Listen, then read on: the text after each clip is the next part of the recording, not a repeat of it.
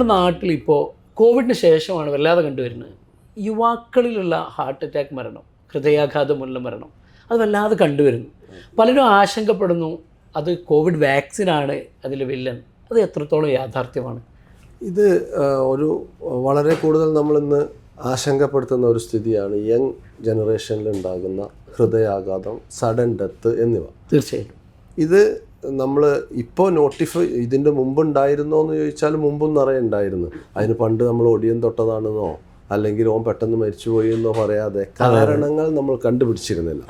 പിന്നെ ഇന്ന് social media ജനങ്ങളിലാണ് news, നമ്മൾ തന്നെ ന്യൂസ് കവർ ചെയ്യുന്ന ഒരു സ്ഥിതി വന്നപ്പോൾ പണ്ട് ചായപ്പീടികയിൽ ഒതുങ്ങിയിരുന്നത് ഇന്ന് ലോകം മുഴുവൻ അറിയാൻ പോയി, ചർച്ചകളായി മാറി. അതാണ് ഇതിൻ്റെ ഇൻസിഡൻസ് നമുക്ക് കൂടുതലായിട്ട് തോന്നാൻ ഒരു കാരണം.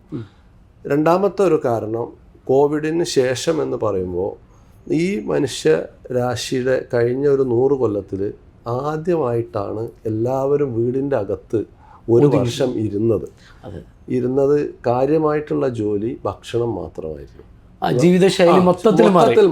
അതായത് നമ്മുടെ എക്സസൈസുകൾ ഇല്ലാതെ, സൂര്യപ്രകാശത്തിനോടുള്ള ഇൻട്രാക്ഷൻ ഇല്ലാതെ, നമ്മുടെ ശരീരത്തിനുള്ള ആവശ്യമായ ഒന്നും ഇല്ലാതെ ഫുഡ് വളരെ കൂടുതലുമായി, എക്സസൈസ് കുറഞ്ഞു, ഭക്ഷണം കൂടി. അതെ. അപ്പോൾ ഇത് നമ്മുടെ ജീവിതശൈലി രോഗങ്ങളായ ഹൃദ്രോഗം, ഫാറ്റി ലിവർ, ഡയബറ്റിസ് ഇതെല്ലാം കൂടാനൊരു കാരണമായിട്ടുണ്ട്. രണ്ടാമത്തെ കാര്യം അതാണ്. അതായത് നമ്മുടെ ജീവിതശൈലി മൊത്തമായി മാറി, നമുക്ക് ആർക്കും യാതൊരു പരിചയമില്ലാത്ത ഒരു സ്ഥിതിയിലേക്ക് മാറി. അതിൻ്റെ ഒരു ആഫ്റ്റർ എഫക്റ്റും ഇപ്പോൾ നമ്മൾ പോസ്റ്റ് കോവിഡ് കാണുന്നുണ്ട്. മൂന്നാമത്തതായിട്ട് കോവിഡ് വാക്സിൻ ഇങ്ങനെ ഒരു സൈഡ് ഇഫക്റ്റ് ഉണ്ടോ എന്ന് ചോദിച്ചാൽ, കോവിഡ് അസുഖത്തിൻ്റെ ഒരു ഭാഗമായിരുന്നു ബ്ലഡ് വെസലിൽ രക്തം കട്ട പിടിക്കുക. നമ്മുടെ കോവിഡ് കാലത്ത് ഞങ്ങളൊക്കെ കോവിഡ് രോഗികളെ ചികിത്സിക്കുമ്പോൾ വലിയൊരു വിഭാഗം മരിച്ചത് ഈ ത്രോംബോസിസ് കാരണം. ലങ്സിലും മറ്റു സ്ഥലങ്ങളിലും ബ്ലഡ് ക്ലോട്ടാവുക. നമ്മളൊരു വാക്സിൻ ഉണ്ടാക്കുമ്പോൾ ആ ഒരു അണുവിൻ്റെ തന്നെ ഒരു ഡീആക്ടിവേറ്റഡ് ഫോമാണ് യൂസ് ചെയ്യുന്നത്. അതുകൊണ്ട് തന്നെ എല്ലാ കോവിഡ് രോഗികൾക്കും ത്രോംബോസിസ് ഉണ്ടാകുന്നെങ്കിൽ മില്യണിൽ ഒരു വാക്സിൻ എടുക്കുന്ന ആൾക്കും ത്രോംബോസിസ് വരാം. കാരണം മെത്തേഡ് ഒരേ വൈറസാണ് യൂസ് ചെയ്യുന്നത്. എന്നാൽ അതും ഈ ലോകത്തുള്ള 70 കോടിയോളം ജനങ്ങൾക്ക് നമ്മൾ അല്ലെങ്കിൽ 700 കോടി ജനങ്ങൾക്ക് ഒന്നിച്ചു കൊടുത്തപ്പോൾ പെർസെൻറ്റേജ് വൈസ് വളരെ ചെറുതാണെങ്കിലും നമ്പർ വളരെ കൂടുതലാണ്. നമ്മളിപ്പോൾ ഏറ്റവും വലിയ വാക്സിനേഷൻ നടത്തിയ പോളിയോക്കും സ്മോൾ പോക്സിനുമാണ്. പക്ഷെ അത് 30 കൊല്ലം കൊണ്ടോ 40 കൊല്ലം കൊണ്ടോ ആണ് എല്ലാവരെയും വാക്സിനേറ്റ് ചെയ്തത്. ഇത് നമ്മൾ ലോകത്തെ മൊത്തം പോപ്പുലേഷനെ ഈ ഒരു ചെറിയ കാലത്താണ് വാക്സിനേറ്റ് ചെയ്തത്. അതുകൊണ്ട് തന്നെ ആ സൈഡ് ഇഫക്റ്റുകളും നമുക്ക് പ്രത്യക്ഷത്തിൽ കാണും. അപ്പോൾ ഈ ജീവിതശൈലിയിൽ വന്ന മാറ്റം ഏറ്റവും പ്രധാനത് ഫുഡും എക്സസൈസും ഇല്ലാതായി. നമ്മുടെ എക്സ്പ്ലോഷൻ കൊണ്ട് സോഷ്യൽ മീഡിയ വഴി നമ്മൾ ഉണ്ടായതിൻ്റെ വളരെ കൂടുതൽ അറിയപ്പെടാൻ തുടങ്ങി. മൂന്നാമതായിട്ട് ഒരു ചെറിയ ഭാഗം ഈ വാക്സിനേഷൻ്റെ ഭാഗവും ഉണ്ടാവാം. ഓക്കെ സാർ, അതൊക്കെ പറയുമ്പോഴും ഇപ്പോൾ ഈ സോഷ്യൽ മീഡിയ തന്നെയാണല്ലോ ഒരു പ്രധാന സോഴ്സ് ഓഫ് ഇൻഫർമേഷൻ എന്ന് പറയുന്നത്. സോഷ്യൽ മീഡിയ തന്നെയാണ്. ഈ സോഷ്യൽ മീഡിയയിൽ കുറച്ച് കാലങ്ങളായിട്ട് കണ്ടുവരുന്നത് ഒരു വ്യവസ്ഥാപിതമായ രീതിയിലോ അല്ലെങ്കിൽ വ്യക്തമായ ഒരു പരീക്ഷണങ്ങളോ ഒന്നും ഇല്ലാതെയാണ് പെട്ടെന്നൊരു ആവശ്യം നേരിടാൻ വേണ്ടിയിട്ടാണ് ഈ വാക്സിൻ ഉൽപ്പാദിപ്പിച്ചതെന്നുള്ള ചർച്ചയൊക്കെ ഉണ്ട്.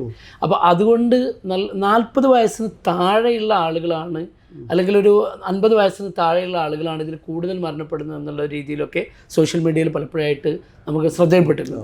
അതിൻ്റെയൊക്കെ ഒരു സാറൊരു എക്സ്പീരിയൻസ് വെച്ചിട്ടും അതിൻ്റെയൊക്കെ ഒരു വാസ്തവം എന്താണ്? അതിൻ്റെ നമുക്ക് പറയുമ്പോൾ പല കാരണങ്ങളുണ്ട്. അത് ഒന്ന്, നമ്മളൊരു വാക്സിൻ മുമ്പ് നമ്മൾ വർഷങ്ങളുടെ സ്റ്റഡികളോടാണ് വന്നിരുന്നത്.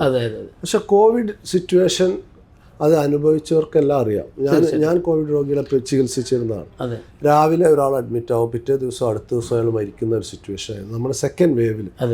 ഞങ്ങളുടെ ഒരു ലിമിറ്റഡ് നോളജിൽ പോലും ആയിരക്കണക്കിന് ആൾക്കാർ നമ്മുടെ ഹോസ്പിറ്റൽസിൽ തന്നെ മരിച്ചിട്ടുണ്ട്. അത്രയും ഭീതികരമായ ഒരു സ്ഥിതിയിൽ നിന്ന് അതിനെ നോർമലൈസ് ചെയ്തത് ഈ വാക്സിനാണ്. അപ്പോൾ നമ്മളൊരു വാറാണെന്ന് വിചാരിക്കുക. നമ്മൾ കയ്യിലുള്ള തീയും നമ്മുടെ തോക്കും ഒക്കെ കഴിഞ്ഞു കഴിഞ്ഞാൽ ചിലപ്പോൾ മണ്ണെണ്ണ എടുത്ത് കത്തിക്കേണ്ടി വരും. ഓപ്പോസിറ്റ് എന്ത് വേണ്ടേ, എന്തുകൊണ്ട് പ്രതിരോധിക്കാനുള്ള ആ ഒരു ജീവിതത്തെ അത്രയും ഭീതിതരമായ ഒരു സ്ഥിതിയിൽ നിന്നുള്ള രക്ഷയായിരുന്നു അന്ന് നോക്കിയിരുന്നത്.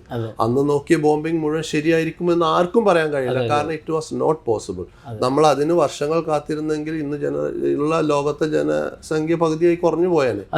അപ്പോൾ ആ ഒരു ബെനഫിറ്റ് ആൻഡ് റിസ്ക് നോക്കുമ്പോൾ ഇറ്റ് വാസ് റൈറ്റ്. ബെനിഫിറ്റ് ആ decision obviously there will be some risk.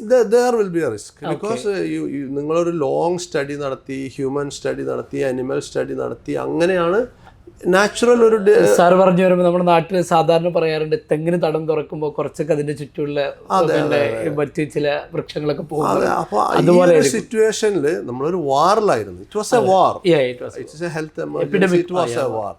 അപ്പോൾ നമ്മൾ എടുക്കുന്ന ഡിസിഷൻ അതിൻ്റെതായ ചെറിയ മിസ്റ്റേക്കുകൾ ഉണ്ടായിരിക്കും. മിസ്റ്റേക്ക് എന്ന് പറയുന്നതിനേക്കാൾ കൂടുതൽ കുറച്ച് ആഫ്റ്റർ എഫക്ട്സ് ഉണ്ടായേക്കാം. എന്തായാലും ആ ഒരു സമയത്ത് മീറ്റ് ചെയ്യുക എന്നുള്ളതായിരുന്നു പ്രൈം ഇമ്പോർട്ടൻസ്.